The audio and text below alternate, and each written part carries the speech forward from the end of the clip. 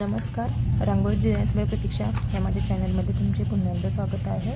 तर मागच्या व्हिडिओमध्ये आपण सर्व साहित्य तर पाहिलेलंच आहे, पण ते साहित्य वापरायचं कसं आणि त्याच्या काही ट्रिक्स आज आपण बघणार आहोत।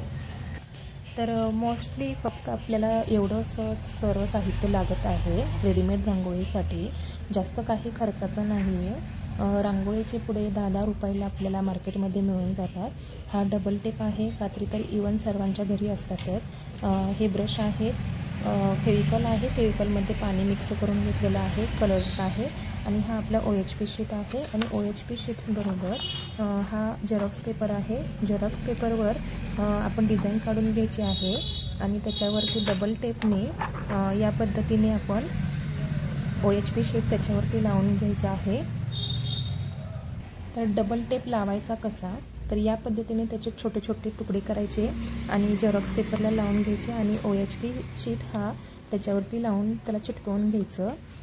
पेनचा वापर करत असाल तर मार्कर पेन ज्यावेळेस आपण याच्यावर डिझाईन काढून घेतो त्यावेळेस ती पूर्णतः ड्राय करून घ्यायची आणि मगच त्याच्यावरती फेविकॉल लावायचे। नाहीतर जर त्याच्यावरती तुम्ही मार्कर पेनने डिझाईन काढून घेतली तर आणि लगेचच त्याच्यावरती फेविकॉल लावला तर या पद्धतीने ते स्प्रेड व्हायला चालू होतं आणि आपली रांगोळी खराब दिसू शकते।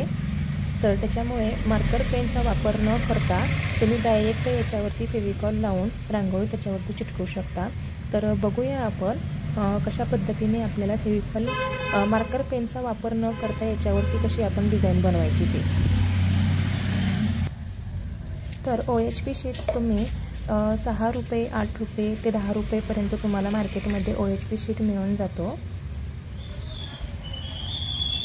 मग तो तुम्हाला 75 मायक्रॉनचा घ्यायचा आहे, 100 मायक्रॉनचा घ्यायचा आहे का त्याहून जास्त घ्यायचं असेल तर तुम्ही घेऊ शकता, त्याच्यामध्ये काही इश्यू नाही। मायक्रॉन्स म्हणजे जाड क्वालिटीचे तुम्हाला OHP शीट्स बाजारात मिळतात, असं काही नाही आहे। तुम्ही एकदम पातळ जरी तुमच्याकडे कागद तुम्हाला OHP शीट तुम्हाला मिळाली तरी तुम्ही त्याच्यावरती खूप सुंदर अशी डिझाईन बनवू शकता। फक्त रांगोळीची तुम्हाला डबल लेअर द्यायची आहे, ते कसे ते मी तुम्हाला आजच्या व्हिडिओमध्ये दाखवते। तर पहिल्यांदा आपण इथे फेविकॉल घेतलेला आहे। फेविकॉलमध्ये आपण फेविकॉल 50% असेल 30% आपण याच्यामध्ये पाणी वतून घेतलेलं आहे आणि या प्रकारचा आपण बॅटर बनवून घेतलेला आहे। एकदम पातळही नाही आहे आणि एकदम घट्टही नाही आहे, पण तुम्ही शक्यतो थोडंसं घट्टच ठेवा, कारण याच्यामध्ये पाणी जास्त झाल्यानंतर रांगोळी व्यवस्थित बसली जात नाही।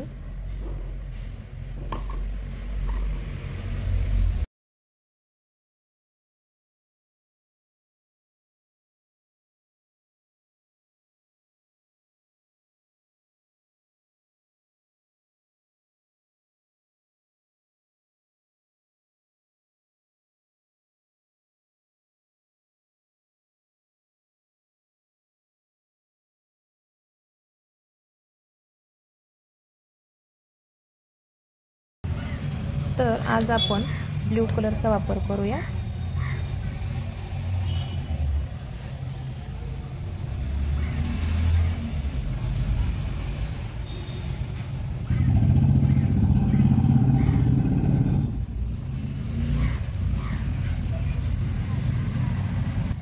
दुसरा एक कागद घ्या, त्याच्यावरती ठेवा आणि या पद्धतीने तुम्ही त्याच्यावरती मारून रांगोळी पूर्ण चिटकवून घ्या।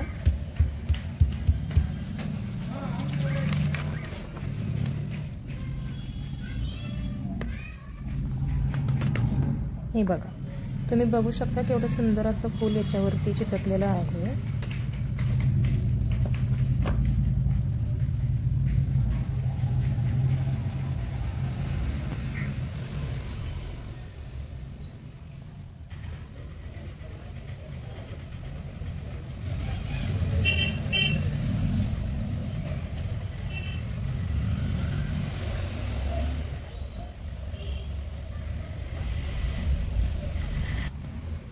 आपली पानं कलर करून होत आहेत तोपर्यंत आपलं फूल वाळवून होईल, त्यानंतर आपण त्याच्यावरती डबल लेअर देऊया।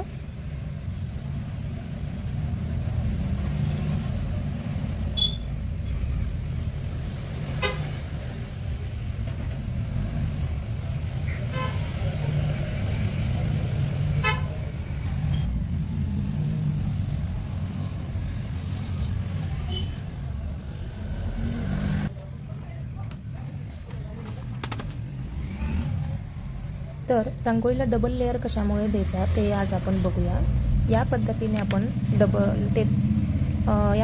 आपण OHP शीट याची काढून घ्यायची आहे।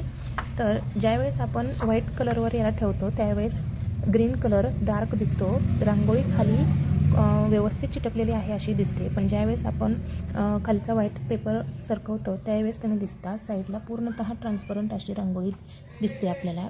त्याच्यामुळे रेडीमेड रांगोळीला डबल लेअर द्यायचे आहे। या पद्धतीने तुम्ही बघू शकता पुसट अशी रांगोळी आपली दिसत आहे। त्यासाठी रांगोळी पूर्णतः वाळवून द्यायची आहे आणि मगच त्याच्यावर सेकंड लेअर द्यायचा आहे।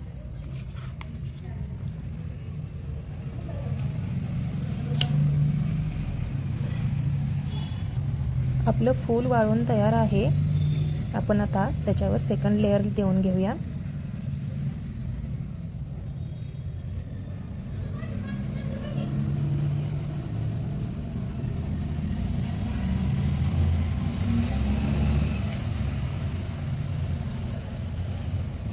मी रांगोळीला सेकंड लेअर लावून घेते। तोपर्यंत जर तुम्ही माझ्या चॅनलला अजून सबस्क्राइब केलेलं नसेल तर सबस्क्राइब करा, लाईक करा, शेअर करा आणि कमेंट करायला विसरू नका।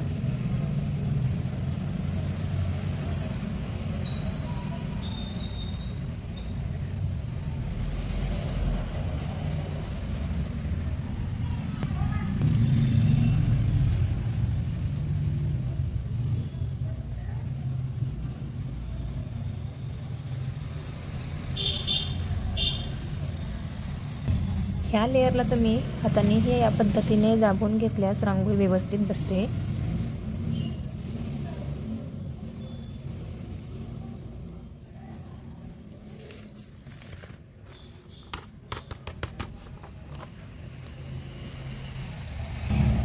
या ठिकाणी आपले दोन्ही लेयर्स देऊन तयार आहेत। आपण बघूया आता।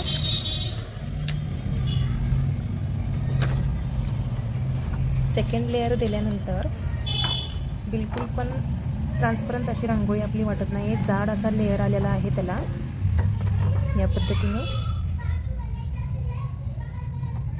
आता आपण याला पूर्णपणे ड्राय करायला ठेवूया आणि मगच याला ब्लॅक कलरने बॉर्डर करून घेऊया।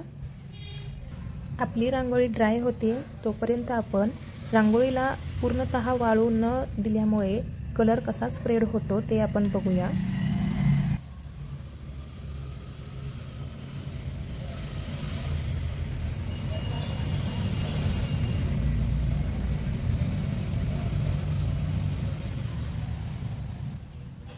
या ठिकाणी मी हा कलर वापरते।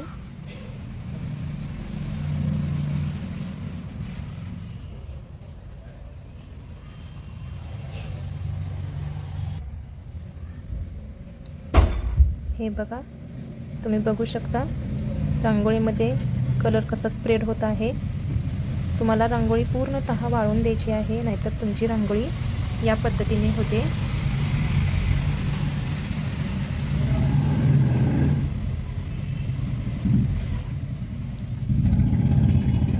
तुम्ही कितीही बारीक त्याच्यावर आउटलाईन काढायचा प्रयत्न केला तरी तुमची रांगोळी या पद्धतीने स्प्रेड व्हायला चालू होते आणि आपली रांगोळी खराब होऊन जाते। त्याच्यामुळे रांगोळी पूर्णपणे ड्राय करून घ्या आणि मगच त्याच्यावर आउटलाईन करा। आपली ही रांगोळी ड्राय होती तोपर्यंत मी तुम्हाला पूर्णपणे ड्राय करून घेतलेल्या रांगोळीवरती बॉर्डर करून दाखवते।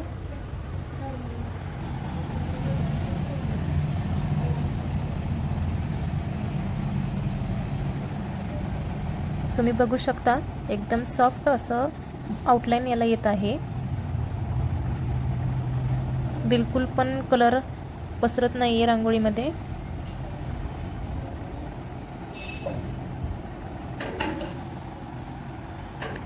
तुम्ही बघू शकता केवढी सुंदर अशी आउटलाईन याला आलेली आहे। आणि हे बघा, ड्राय करून न घेतल्यामुळे या पद्धतीने ही रांगोळी अशी आउटलाईन सर्व स्प्रेड झालेली आहे आणि एकदम रांगोळी वाळवून घेतल्यामुळे अशी सुंदर अशी ह्याची आउटलाईन आलेली आहे। ही रांगोळी ही आपली ड्राय झालेली आहे, तुम्ही बघू शकता।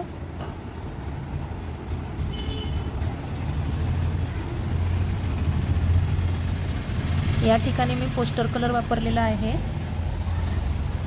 जर तुम्ही याचा पाण्यात वापर करणार नसाल तर पोस्टर कलरने तुम्ही याला आउटलाईन करून घ्या।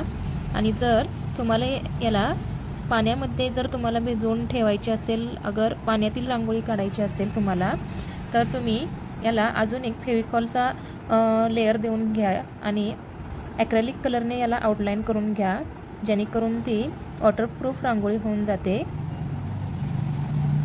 तर हा व्हिडिओ कसा वाटला तो कमेंट करून नक्की कळवा। थँक्यू।